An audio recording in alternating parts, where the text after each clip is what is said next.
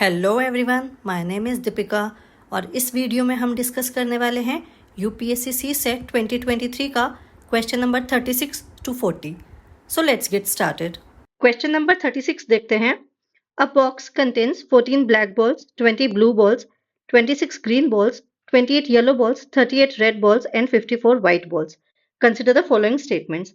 The smallest number n such that any n balls drawn from the box randomly must contain one full group of at least one color is 175। ठीक है। Second statement है the smallest number m such that any m balls drawn from the box randomly must contain at least one ball of each color is 167। ठीक है। तो हमें ये बोला गया है कि n की वैल्यू होनी चाहिए 175 और m की वैल्यू होनी चाहिए 167। अब ये n और m है क्या वो समझते हैं सबसे पहले। ठीक है।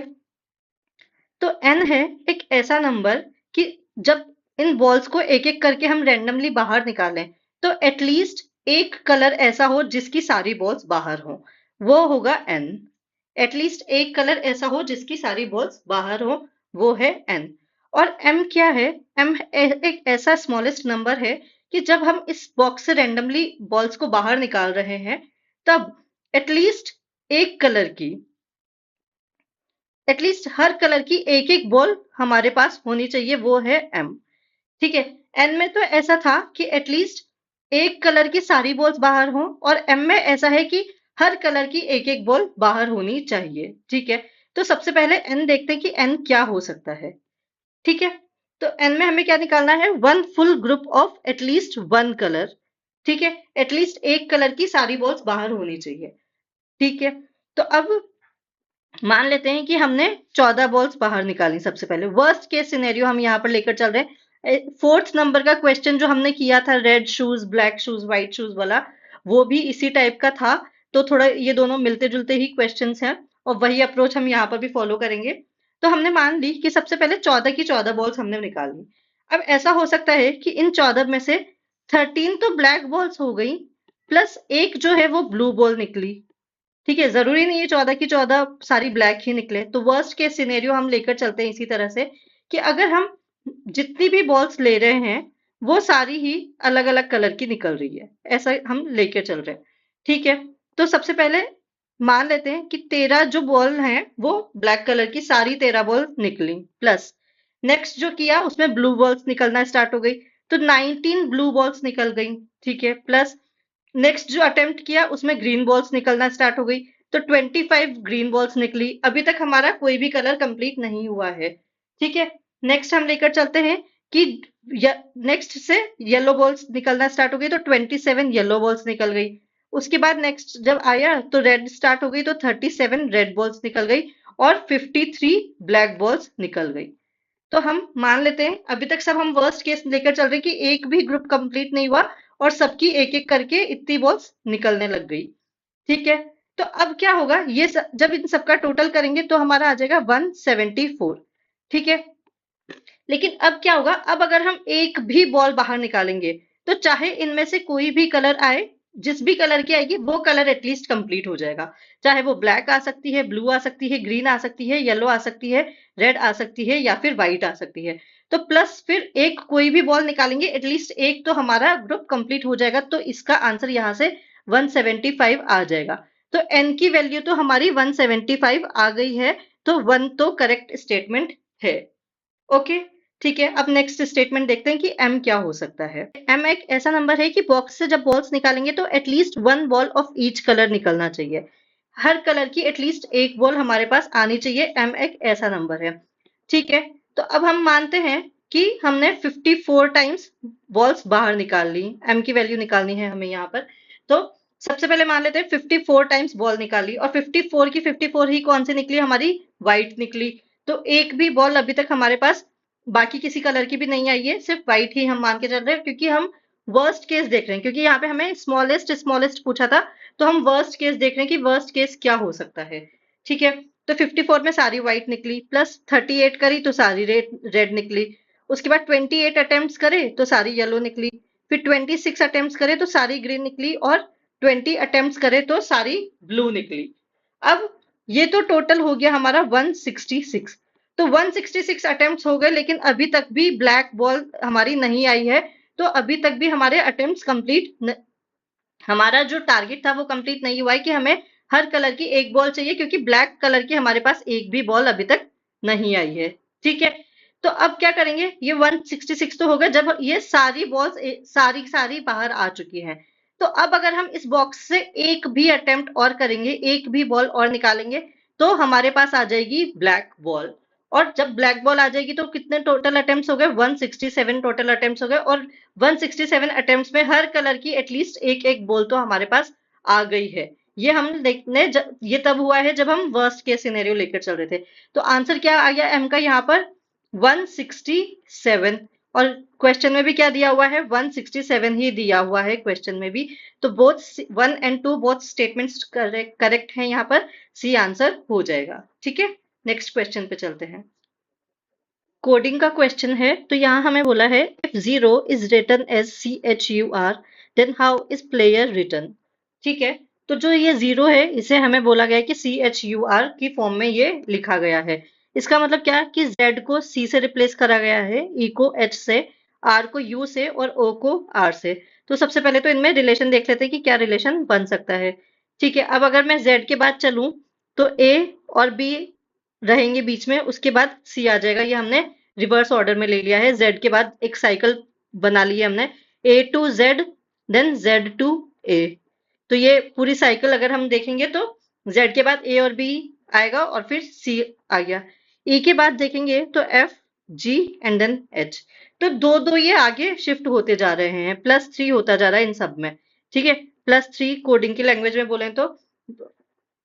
ठीक है, अब आर से एस और टी बीच में आ रहा है और फिर यू हो जा रहा है, और इसी तरह से O, P, Q and then R आ जा रहा है। तो इसका मतलब यहाँ पर भी हमें +3 कर देना है। तो पी, क्यू, आर, एस यहाँ पर आ जाएगा। तो फर्स्ट लेटर सब में एस होगा, तो ये एस ही यहाँ पर दिया हुआ है, तो एक भी हम एलिमिनेट नहीं कर पाएंगे। सेकंड भी यहाँ पर वैसे देखा जाए तो सब में ओ ही दिया हुआ है, तो सेकंड से भी कोई एलिमिनेशन नहीं होगा हमारा। और ये आ गया कि एल को भी, एल से ओ हो जाएगा। ठीक है, ए से क्या बनेगा, ए से डी बन जाएगा, क्योंकि बी और सी बीच में रह जाएंगे और फिर डी आ जाएगा। तो अब थर्ड अगर हम देखेंगे तो डी 3 में दिया हुआ है, तो एटलीस्ट फर्स्ट हम अब एलिमिनेट कर पा रहे हैं। ठीक है, वाई से देखेंगे तो जेड एंड ए रह जाएगा और बी आ जाएगा।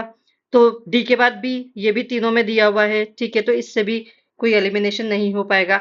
उसके बाद ई के बाद क्या आ जाएगा, एफ और जी हटा देंगे तो एच आ जाएगा। यहाँ से भी डायरेक्ट देख सकते थे कि ई के बाद एच आ जाएगा, तो एच वाला, तो बी भी अब हमारा एलिमिनेट हो गया है और एच एच इन दोनों में बचा है। ठीक है, उसके बाद आर का अगर हम देखेंगे तो एस और टी रह हट जाएगा और यू आ जाएगा। तो आर यू हमारा सिर्फ डी में आ रहा है, तो डी इसका आंसर यहाँ से हो जाएगा। नहीं तो डायरेक्टली भी कर सकते थे, क्योंकि बाकी सारे सेम है, लेकिन आर का चेंज हो रहा है। तो आर का यहाँ से हमें दिख रहा है कि यू है, तो डायरेक्ट हम देख सकते थे कि लास्ट लेटर सब में टी है, लेकिन सिर्फ डी वाले में ही यू है। तो डी इसका आंसर वैसे डायरेक्टली भी हम मार्क कर सकते थे। ठीक है, but just to be sure in the exam हम यहाँ पर पूरा चेक कर लेंगे और देख लेंगे कि ये सारी उसको फुलफिल कर रहा है, सारी कंडीशंस को फुलफिल कर रहा है। ठीक है, नेक्स्ट क्वेश्चन पे चलते हैं। Consider the following statements. ठीक है, यहाँ पर 5 स्टेटमेंट हमें दी हुई हैं। A is older than B, C and D are of the same age, E is the youngest, F is younger than D and F is older than A. ठीक है, तो ये 5 स्टेटमेंट्स हमें दी हुई हैं। अब क्या करना है इन 5 स्टेटमेंट्स का, तो how many statements given above are required to determine the oldest person or persons। ठीक है, तो हमें ये बताना कि ओल्डेस्ट पर्सन कौन सा होगा, और ये देखना कि इन 5 में से हमें ये नहीं बताना कि ओल्डेस्ट पर्सन कौन सा है, हमें ये बताना कि कौन सी स्टेटमेंट्स रिक्वायर्ड हैं उस ओल्डेस्ट पर्सन को डिटरमाइन करने के लिए। ठीक है, तो फर्स्ट स्टेटमेंट में हमें क्या बोला है, ए इज ओल्डर देन बी। ठीक है, तो ए बी से बड़ा है, ये हमें फर्स्ट स्टेटमेंट में बोला हुआ है। ठीक है, सेकेंड स्टेटमेंट में बोला है C and D are of the same age. C और डी जो है वो सेम एज के हैं, ये हमें सेकेंड स्टेटमेंट में बोला हुआ है। और फर्स्ट में बोला था ए इज ओल्डर देन बी। तो दो स्टेटमेंट्स हमारे पास है अभी, और दोनों इंडिविजुअल है, हमें कुछ नहीं पता कि कौन सी स्टेटमेंट किस तरफ जा रही है। ओल्डेस्ट कौन होगा ये अभी तक पता नहीं चला है। ई इज द यंगेस्ट, तो ये बोल दिया गया है कि जो ये ई है वो सबसे छोटा है। ई सबसे छोटा है, तो हमें पूछा तो ओल्डेस्ट है, तो ई तो सबसे छोटा है। तो ये हमें सिर्फ थर्ड स्टेटमेंट से पता चलेगा, लेकिन ये हमें नहीं बताना था। ठीक है। F is younger than D. तो ये जो एफ है वो डी से छोटा है, ये यहाँ पर हमें पता चला है। एफ जो है वो डी से छोटा है, ये हमें फोर्थ स्टेटमेंट से पता चला है। ठीक है। फिफ्थ स्टेटमेंट क्या बोलती है? एफ इज ओल्डर देन ए। जो ये एफ है वो ए से बड़ा है, ये हमारी फिफ्थ स्टेटमेंट बोल रही है। ठीक है। अब हमें ओल्डेस्ट पर्सन कौन सा है ये पता करना है। ठीक है। तो सबसे पहले अगर हम फिफ्थ स्टेटमेंट की बात करें, फिफ्थ और फोर्थ स्टेटमेंट की, तो इन दोनों से हम ए और डी को कनेक्ट कर सकते हैं। ठीक है। तो फोर्थ और फिफ्थ स्टेटमेंट से क्या हो गया कि ए एफ जो है वो ए से बड़ा है लेकिन डी से छोटा है। ठीक है। थर्ड स्टेटमेंट पे आएंगे, तो थर्ड स्टेटमेंट में क्या बोला गया कि ई इज द यंगेस्ट, तो ई तो यंगेस्ट है, तो सबसे लास्ट में ई आ जाएगा। सेकंड में क्या बोला है? C and D are of the same age, तो सी और डी बराबर हैं, ये हमें सेकंड से पता चल रहा है। और फर्स्ट से क्या पता चल रहा है कि ए इज ओल्डर देन बी। ठीक है। तो ए जो है वो बी से बड़ा है। तो ओल्डेस्ट पर्सन या पर्सन्स कौन से होंगे, ये हमें हमने सारी ही स्टेटमेंट्स को कंबाइन किया है तब हमें पता चल रहा है। तो सारी स्टेटमेंट्स रिक्वायर्ड हैं इसे आंसर करने के लिए, तो डी यहाँ पर आंसर होगा। ऑल 5 स्टेटमेंट्स रिक्वायर्ड हैं टू आंसर दिस क्वेश्चन। ठीक है। नेक्स्ट क्वेश्चन पे चलते हैं। Consider the following including the question and the statements. There are 5 members A B C D E in a family। तो क्वेश्चन क्या बोलता है? What is the relation of E to B. ठीक है। First statement है A and B are a married couple. Statement two है D is the father of C. Third है E is D's son. Statement four है A and C are sisters. ठीक है। Which of the following is correct in respect of the above question and statements. तो basically हमें ये बताना है कि इनमें से कितनी स्टेटमेंट्स सफिशियंट होंगी इस जो दिया हुआ क्वेश्चन है उसे आंसर करने के लिए। लास्ट क्वेश्चन की तरह इसमें भी हमें ये नहीं बताना कि ई और बी में रिलेशन क्या है, लेकिन ये बताना है कि कितने स्टेटमेंट्स रिक्वायर्ड हैं या सफिशियंट है इस क्वेश्चन को आंसर करने के लिए, इन दोनों के रिलेशन बताने के लिए। ठीक है। तो देखते हैं कैसे करेंगे इस क्वेश्चन को। तो हमें दिया क्या है? There are 5 members A B C D E in a family. तो ये 5 मेंबर हमने ले लिए कि ये 5 मेंबर्स एक फैमिली में हमें दिए हुए हैं। ठीक है। क्वेश्चन क्या था? What is the relation of E to B. ये जो बी है यहाँ पर इसका ई के साथ हमें रिलेशन बताना है। ठीक है। अब फर्स्ट स्टेटमेंट देखते हैं। A and B are a married couple. ठीक है। तो यहाँ हमें दिया हुआ है कि ए और बी जो है वो एक मैरिड कपल है। ठीक है। कौन मेल है कौन फीमेल है ये कुछ नहीं पता, बस मैरिड कपल है ये दिया हुआ है। ठीक है। D is the father of C. अब ए और बी अलग हो गया, अब डी जो है वो सी का फादर है। तो एटलीस्ट ये पता चल गया कि डी मेल है। ठीक है। ई इज डीज सन। तो इसका मतलब जो ई है वो डी का सन है, ये भी हमें यहां से पता चल गया। और ई जो है वो मेल है, ये भी पता चल रहा है। ठीक है।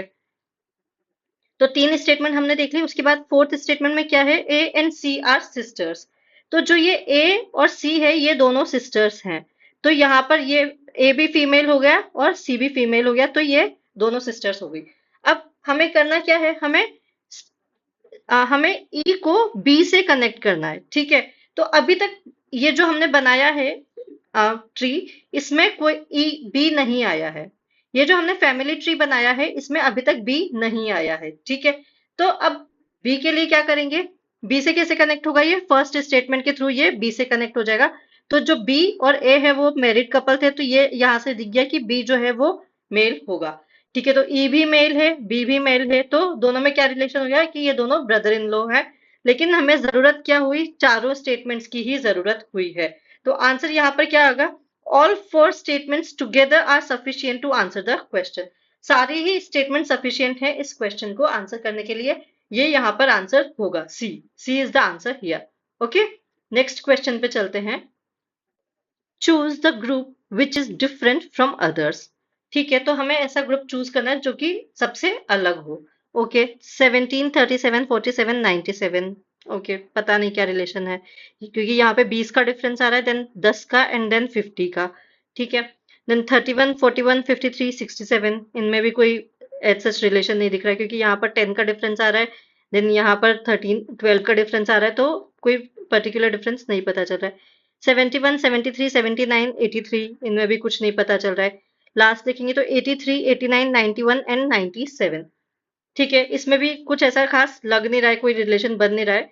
लेकिन इन सब में एक कॉमन चीज जो दिख रही है वो ये है कि ये जो तीन हैं, तीन ऑप्शंस, ये तीनों में सिर्फ प्राइम नंबर्स दिए हुए हैं।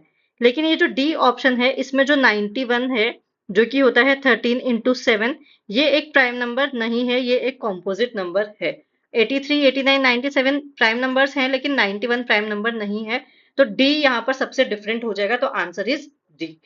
ठीक है, अब एक सेफ साइड के लिए 1 to 100 में हम देख लेते हैं कि कौन कौन से प्राइम नंबर्स होते हैं।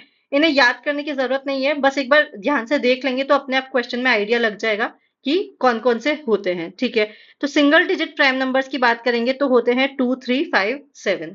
ठीक है, टेंस में अगर हम बात करेंगे तो चार प्राइम नंबर होते हैं, 11, 13, 17 एंड 19। ट्वेंटीज में अगर हम बात करेंगे तो 23 और 29 सिर्फ दो ही प्राइम नंबर होते हैं ट्वेंटीज में। ठीक है, थर्टीज में अगर हम बात करेंगे तो थर्टीज में 31 और 37 दो प्राइम नंबर थर्टीज में होते हैं। ठीक है, फोर्टीज में बात करें तो फोर्टीज में 41, 43, 47 तीन प्राइम नंबर होते हैं। ठीक है, फिफ्टीज में 53, 59 दो प्राइम नंबर्स फिफ्टीज में होते हैं। ठीक है, 61, 67 ये दो प्राइम नंबर ही सिक्सटीज में होते हैं। देन 71, 73, 79 ये तीन प्राइम नंबर सेवेंटीज में होते हैं। और 83, 89 ये एटीज में, और नाइनटीज में सिर्फ एक ही प्राइम नंबर होता है, 97। ठीक है, तो एक बार इन सबको बस ध्यान से देख लेंगे, नजरों से निकाल लेंगे तो अपने आप अगर एग्जाम में क्वेश्चन आएगा जो कि इनको यूज करते हुए सॉल्व हो रहा होगा तो वो बहुत इजीली आप लोग कर पाएंगे। अगर क्वेश्चन समझ आ रहा है, वीडियो अच्छी लग रही है तो प्लीज़ वीडियो को लाइक करें, शेयर करें और चैनल को सब्सक्राइब करें। Thank you so much.